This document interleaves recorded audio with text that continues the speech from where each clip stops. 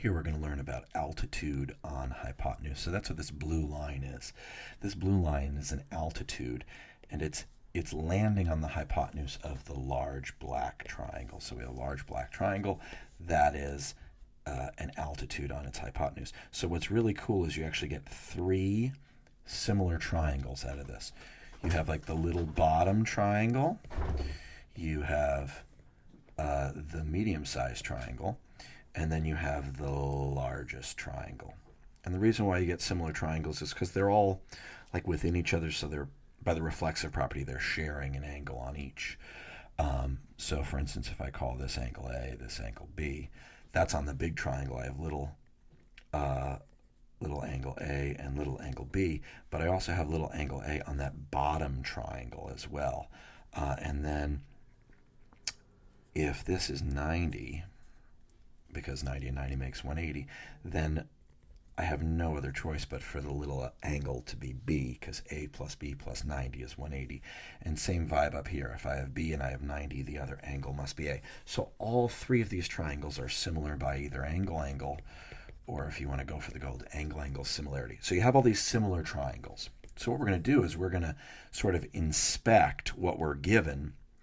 And recall, with similar triangles, the ratio of corresponding parts is equal.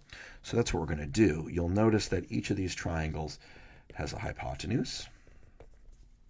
So those sides are going to be proportional. They have a smaller leg, a side that's not the hypotenuse, and it's the smallest. And then they have a bigger leg, and a bigger leg. So we're going to be given two ingredients that correspond on two of these triangles, either the small triangle, the medium triangle. And from there, we can make proportions and cross multiply. So you'll see a problem that looks very similar to this, okay? So we have a right triangle, and then we have an altitude on its hypotenuse. I will mark it in blue as I did earlier. So we get that right angle there, and 90 and 90 is 180. Okay, now we're going to find x. Well, I notice that we have the super small triangle, that's triangle ADB. And I notice that we have the medium triangle, that's DBC. I notice that if you look on the largest triangle, we only know the hypotenuse. We don't know two of its sides. But on this small triangle, we know two sides, and on this medium triangle, we know two sides. So we're going to use the small and the medium. All right, so we have 10 and x, and we have 8 and x. So it looks to me on both of these triangles, we do not see its hypotenuse. So now we're going to make some sort of a comparison between the legs of these triangles. So let's compare the small to the big leg on each of these triangles, because we don't see their hypotenuse. We know, or we're given, two of the sides, but not the hypotenuse on both, okay? So now on, we're going to go from the small triangle to the big triangle, okay? And so on the small triangle, its smaller leg is 10. That's this little piece right here. On the bigger triangle, its smaller leg is x. So if we compare the small legs on both, going from the triangle on the left to the triangle on the right, maintaining that correspondence, we're going to go 10 to x. Okay, so those two go together. And then the larger legs on both will go together as well. On the left triangle, the larger leg is x, and on the right triangle, the larger leg is 8. Now you'll know you're right when one of the diagonals has the same quantity on both ends, if you will. So here we have x and x. X is the geometric mean between 8 and 10. That's essentially what we're solving, if you think about it behind the scenes. It could be a number, or it could be x, and you'll see in my examples that I kind of cover both options. But so then from here, we'll just cross multiply. And I have a video on cross multiplication if you need a review. We'll just do x times x. 8 times 10 is 80. And then we're going to simplify our square roots. You have to ask yourself, what times what is 80? That's 16 and 5. And the square root of 16 is 4. So that's our missing side.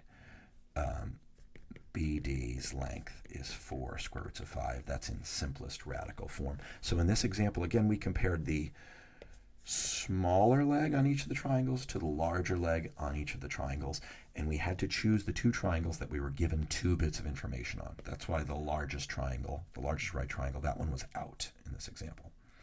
All right, so here, similar vibe. We have altitude BE, so there's a right angle there. They also say CBA is a right triangle, and then 90 and 90 is 180. So, okay. We're going to find X here. Okay, terrific. Now, I notice, I like to ask myself, which triangle am I not going to use? This medium-sized triangle,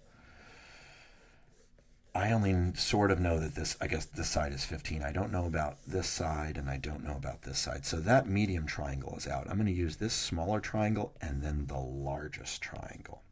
All right, so let's pop those out. Here's the smallest right triangle AAB. And we know sides of 5 and X. On the largest right triangle, that's triangle ACB. We know we have a hypotenuse of 20, and we know that we have the shortest leg of X. So the shortest or smallest leg. We also have the hypotenuse. Also, on triangle AAB, we have the hypotenuse, and we have the small or the shortest leg. So what we can do is we can match up the small or the short legs, and we can match up the hypotenuses. This is just similar triangles. So now we can make a proportion. We can go from, let's go from top to bottom here. We're going to go short leg on the top is 5, short leg on the bottom is X. Hypotenuse on the top is X, hypotenuse on the bottom is 20. And you'll notice we have that geometric mean again. We have the same, you should have this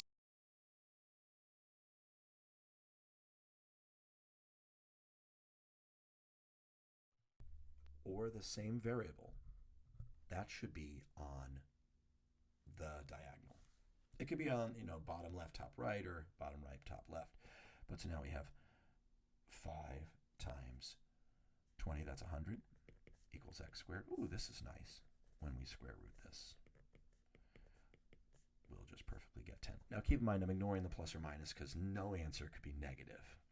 But just be careful, whenever you square root, you may need to consider the negative side, but not in this geometric context. So that missing part of AB was length 10. X was 10. Okay. Another one. Now we have a right triangle. Right triangle QRX, we have XR as the altitude, so we've got a right angle there and there. 90 and 90 is 180. Okay, terrific. Now we're going to see what we have here. Seems like we have the small triangle, that's triangle Q, capital XR. We have unknown sides of X and 10. You'll notice that that's the smaller leg, and then you have the hypotenuse. Now, we also have, we know 2 sides on the largest triangle, right triangle QRS. We know that we have 10 and 12. Something to be mindful of here, we don't know enough information on this medium-sized triangle. We have no information here and here, and we must know about two lengths of the sides in a triangle to choose that one to make our proportions. Okay, so now we can just ask ourselves again, what are our ingredients? This is the small leg, and this is the hypotenuse.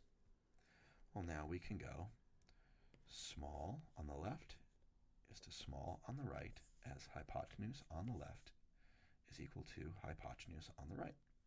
And again, we know we're right because along the diagonal we have that same number. It could be a variable, it could be x and x, that would make x squared, or in this case 10 and 10 is 100.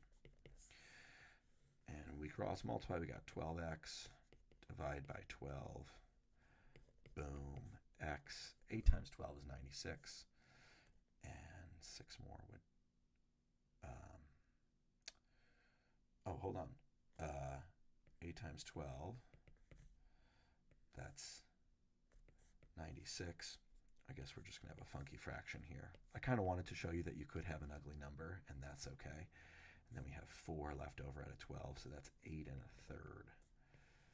That's okay as well. Sometimes you will not have nice numbers. We saw, ugly radicals. Here we have a fraction, and that's okay. 8 1/3. That's how big x is, aka that's how big qx is. So feel free to like and subscribe if you dug this video, and there's plenty more math on its way.